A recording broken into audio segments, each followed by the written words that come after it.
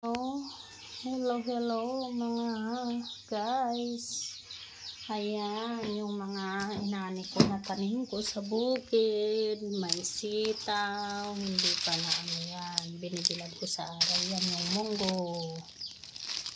Oh, ano yung sila, hati-hati na kasi may bagong kuha, may pangalawang kuha, ganun mga lods. Yan naman yung ano. Oh. Diba? Hindi ko pa nalinisan yung mga manggo.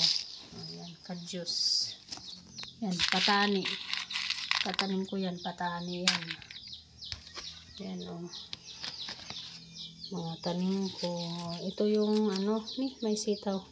Nahalo yung sitaw dito mga lods. Yung sitaw na ano to lang, maliliit. Hindi yung sitaw na ano. Sitaw na puti yun. Ito yung munggo. Oh. Iba yung kulay nila, no? May puti, may black. Dalawang klase.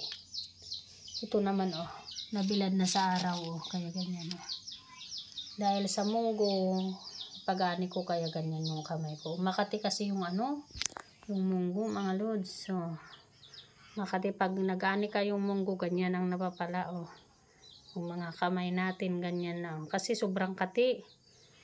Pag nag-ani kayo ng ano, munggo.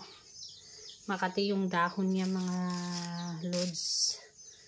Yan. Thank you. Thank you for watching. Sana i-subscribe nyo din mga lods.